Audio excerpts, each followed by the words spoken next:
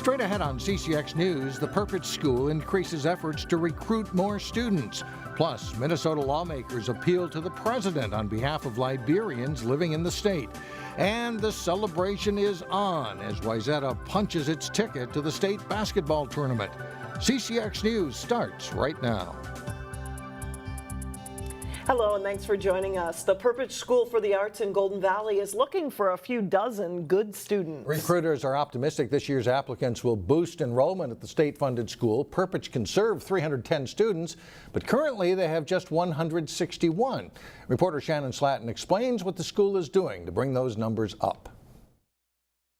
How many of you know about Indian boarding schools? Today's lesson in English class comes with a history lesson. So we're going to start our next assignment. As students tackle historical short stories. You can choose your own genre. At Perpich Arts High School, students study the same material that all Minnesota students do. They just tend to look at it through a different lens. It's a great place to come because creativity is part of most of our classes, not just the arts classes. The high school has been under the microscope since a scathing audit in January 2017 pointed at several problems in operating the Perpich Center, which has more programs than just the high school. Encourage you to look for Some legislators called for shutting it all down, but the Perpich Center got a chance to improve. Since then, there have been administrative changes. A magnet school in Woodbury has been sold, and recruitment efforts, which had been trimmed down, have been boosted once again. So often as I'm going around the state and I talk to people, they think, well, the high school was the reason for the audit. The only problem at the high school was low enrollment, says admissions coordinator Ann Johnson, who has visited more than 60 Minnesota counties to recruit students. We still are looking for the students that are the right students to be here, ones that can be successful, that can succeed academically and in their arts. Johnson says the high school will not lower its standards for admission and still won't accept every student just to meet a quota. But she says you only have to read through the applications to see the caliber and desire of students who want to attend here. The quality of the students that are applying to Perpich, it's beautiful and it's remarkable, and it just really gives me conviction that this is a place that needs to be here, and it is an opportunity and an outlet for the kids that want it and need it. In Golden Valley, Shannon Slatton, CCX News. Second application deadline is coming up, and that is March 19th. The city of Rogers is taking a closer look at a stretch of County Road 81 that could be ripe for development in future years. Rogers is beginning a corridor study of a roughly 2-mile stretch of 81 between Memorial Drive and Brockton Lane. Rogers believes eventually Hennepin County will expand the roadway to 4 lanes. And the city is already getting approached by businesses interested in the area, including a truck and trailer sales and service business that plans to move in, and also a 168-unit apartment complex that has been previously approved. There's about 40 to 50 acres of land that could be developed in the area. Our intent with these types of studies are really to get ahead of that planning process, to get ahead of development, so that when the time comes, when the property owners, when the developers come in with a plan, that we have something in place to help them make more efficient, better use of the land, provide safer access control. The city's study should wrap up in July. Rogers plans to give the findings and recommendations of the corridor study to Hennepin County. Most members of Minnesota's congressional delegation have signed on to a letter to President Trump to extend protections for thousands of Liberians. They could face deportation when their deferred enforced departure status runs out at the end of March. Liberians from the Northwest Metro met with Congressman Eric Paulsen yesterday in Washington. Paulsen, along with Senators Klobuchar and Smith and 5 other Minnesota congressmen, also signed a letter to the president asking that the deadline be extended. President George H.W. Bush first approved temporary protected status for Liberians in 1991 in response to Liberia's civil war. The lawmakers point out many Liberians have been here for decades, and since 2007, deadlines have been extended 6 times. Paulsen is also co-sponsoring legislation that would enable Liberians who have been living here temporarily to apply for permanent residency. Organics is the latest focus for recycling efforts, and city officials in Plymouth are encouraging residents to start recycling their organic materials. The city has stepped up efforts since the start of the year to educate residents on how to reduce the amount of organics in the waste stream. In Hennepin County, more than 25% of trash is comprised of organics. That's things like food scraps and soiled paper products. Plymouth officials say some of the city's garbage haulers now offer curbside organics recycling, so they're encouraging residents to sign up. So what we're going to do for the first year is promote organics and educate on organics and get an idea of how many residents might participate in an organics program. And where this goes from here, we don't know, but we're certainly happy to collect the data and see what the interest level is of residents in Plymouth. In addition to curbside organics recycling, residents are also encouraged to compost in their backyard.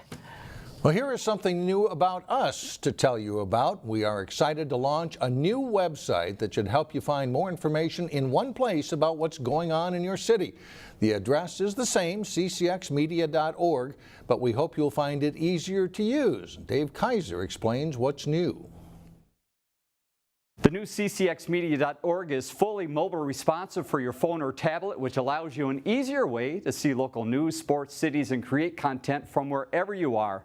Residents of local cities will enjoy the new feature under the Cities tab, which allows you to click on any city logo and see the news stories, city information, and city meeting coverage exclusively from that city. Again, you can find us online at the same website address, ccxmedia.org, but with a whole new look. And we hope you will check it out and enjoy it. Still ahead on CCX News, a history lesson through music. Plus, action from 3 local girls basketball teams at the state tournament. But first, a good chance of hitting 50 this weekend. The weather forecast is coming up.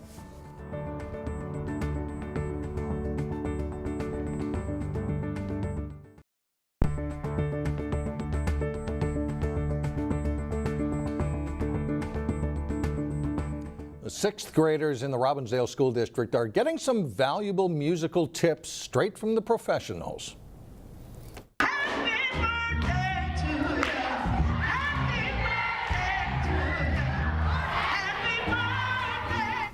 Ginger Commodore and some former members of the musical group The Sounds of Blackness visited the Fair School in Crystal on Wednesday afternoon.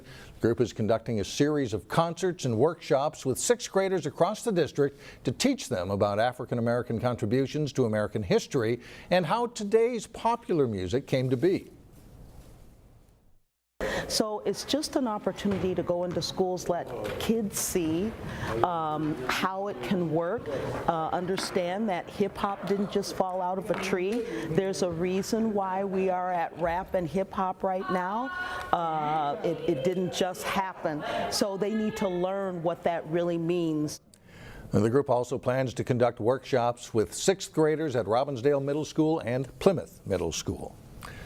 Some of the best paying jobs didn't even exist a generation ago. In our School Spotlight, Delane Cleveland looks at how teachers at Jackson Middle School work to prepare students for the jobs of the future. You all ready to do some chemistry? Yeah, we are. Thank you very much. Learning and fun aren't always synonymous with one another. But when a school day involves activities where you mix chemicals that turn into foamy substances, chances are that your perception of school can quickly change. When you're dealing with 6th through 8th graders, experiential learning is most engaging for our kids. That's the mindset at Jackson Middle School. It's a specialty school in the Anoka-Hennepin School District for math and science, where you'll find aspects of math and science in places you'd least expect. Not only do kids do math and science in their math and science class, they're even doing it in some of their other classes from an inquiry standpoint or an investigative standpoint in art or in music or in things like English and social studies. With an enrollment of nearly 2,200 students, Jackson Middle School is even bigger than some high schools. We've stopped taking open enrollment students right now because we just don't have the space or the capacity. For the students enrolled here, the goal is to provide every one of them with skills that will prepare them for careers that may not even exist yet. We're going to go to the moon instead. One way to do that is by placing students in groups rather than rows and columns to help them collaborate with one another. Do you know how to collaborate? Do you know how to work together in a team to solve a problem? Are you curious? Are you critically thinking? Can you take something that you may not have the answer to, but do more research on it and not give up? What do you use yeast for? In other words, the expectation isn't that every student here will end up in a career in math or science. Absolutely. We don't need everybody in math and science. Read the meniscus, that's that curve. But at the very least, the students will have the tools to be successful in whatever they choose. We need to be preparing for the jobs that are going to be there 8-9 years from now. Yet for the students who are interested in math and science, Then things are going to get interesting. the school provides them 3. There we go. with plenty of resources. Take, for instance, the fact that they have an on-campus observatory that teachers integrate into the curriculum. He can take kids into the classroom, give them a virtual ride in the planetarium to Mars or Saturn or whatever it is, and then go up into the observatory and actually see the actual planets that they just got done talking about and engaged in. At Jackson Middle School, Delane Cleveland, CCX News. Coming up a little later, how a miracle catch inspired a winning entry. But first, Wayzata is headed back to the state boys basketball tournament after knocking off Hopkins. John Jacobson shows how they did it, coming up next in sports.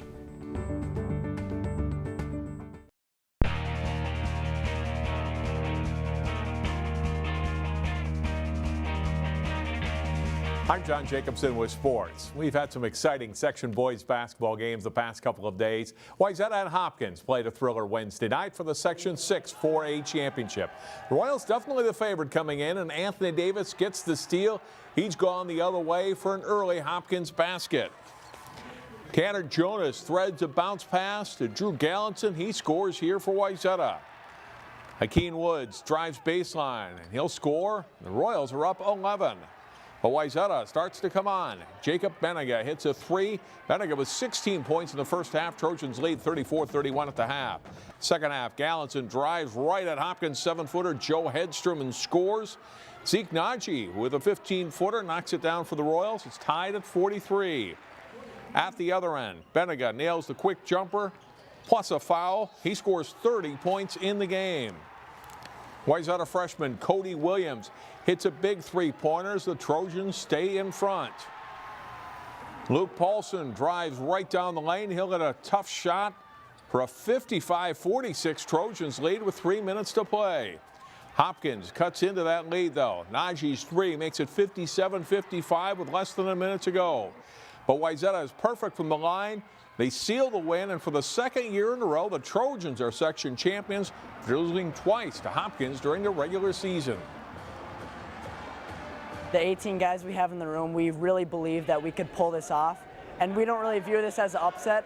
We know the first time we played them that we were right in that game the whole time. We knew we came out of that knowing we could beat them. The second time, we were in it for the first half and the first few minutes, and then they ran away with it, but we still believed that we could do it. And this time we put together 36 minutes and pulled it off. In Class 3A, Brooklyn Center has had a good season and are a top 10 ranked team. The Centaurs took to the court Wednesday night against Rockford in the Section 5 2A semifinals. Good 5 3A semifinals. Good passing here for the Rockets. It's a layup for Luke Pepin. He gets Rockford out to an early lead. Pepin finishes the night with 18 points. Centaurs take a lead a short time later. Daniel Yates with the jumper in the lane. Sophomore guard Lakai Patterson slices through the defense, scoops a shot off the glass to score. Patterson finishes the night with 30 points. Centaurs lead by 7 at halftime. Second half, Adrian Sprinkles gets a steal. He takes it the other way for the layup. Brooklyn Center goes on to win 82-69. They advance to the section final. It is 5AA against Minneapolis North. That's Friday night at St. Cloud State University. Now to state girls basketball. First-time entrant Cooper beat Alexandria by 7 in the Class 3A quarterfinals Wednesday. The Hawks came right back for the semifinals at noon on Thursday. Cooper facing Wilmer in the semis. It's a fast start for the Hawks. Asia Wheeler to TT Longs for the layup and a quick 6-0 lead. After Wilmer ties it, Andrea Tribble knocks down an NBA range 3 here to put Cooper back in front 11-8. It's back and forth in the first half. Kiara Coops ends it on a good note for Cooper with a 3 that puts the Hawks in front 34-32 at the break. And they come out firing to start the second half. Jada Buford hits a step-back 3 and the Hawks lead grows to 40-32. Long steps in for a steal and layup. She scores 12 points in a balanced Cooper attack. Asia Wheeler drives it to the basket for the layup, and Cooper is in the lead 55-44. 10 points for Wheeler. And her younger sister Kiera scores inside on her way to a 12-point game. The Hawks win 65-54. They'll play Northfield for the state title Saturday night at 6. It's the 9th consecutive trip to state from the Maranatha Christian Academy girls, but the first in Class 2A. The Mustangs face Mesabi East from the Iron Range in the quarterfinals. Desiree Ware, great crossover from Maranatha, splits and scores. It's 11-5 Mustangs early. Isabel Flory will hit Brianna Smestead, flashing open on the wing for a 3-pointer. It's 21-9 Maranatha. Smestead scores 11 points. Miss Basketball finalist Jacqueline Jarnett drives it all the way to the hoop to score 2 of her 12 points, and MCA leads 38-28 at halftime. Second half, Macy Smith drives to the basket for the hoop and foul. The Mustangs dominate the second half. They roll into the semifinals Friday night with an 85-49 win. In Class A, Heritage Christian Academy is in the state tournament for the first time. Eagles taking on top seed Lyle Pacelli in the quarterfinals Thursday morning. Jordan Allen with a nice move down low scores for Heritage in the early going. The Athletics go inside for Christy Fett, and she scores. She had a big game for Lyle Pacelli. Lyle defense will back off, and Taylor Scott strokes a 3-pointer. Scott scores 12 points in the first half. Kendall Truckenmuller answers with a 3 for the Athletics. They lead it by 11 at halftime. Second half, Annika Simonson, nice drive and basket for HCA as they look to hang tough with the top seed. But the Eagles cannot stop 6'5" Fett. She scores 25 points. Lyle Pacelli wins 59-43. Heritage plays in the consolation bracket Friday morning. Highlights from Maple Grove's section final in boys basketball and more coming up Friday starting at 4 here on CCX News. Mike and Alex, back to you. All right, fun stuff. Up next, a change online that could help you find local information easier. We'll be right back. Well, finally, what's winter without a good snowman? This year, the city of New Hope put out the call for a contest featuring the best ones. That's right, and the winning entry is this Minneapolis miracle made by Caroline and Isaac Dene. The snowman commemorates the game-winning catch by Stephon Diggs during this year's football playoffs. The Dene family took home a $70 gift card for the New Hope recreation programs for their creative snowman. And teenager Jenna Geyer and her friends took home a second-place prize for their dapper entry named Hugh Pumpernickel. This is the first year that New Hope has done the contest. And that's all the news for us. Thanks so much for joining us. And don't forget, if you can, check out the new website, ccxmedia.org. We think you'll like it. See you back here again Friday.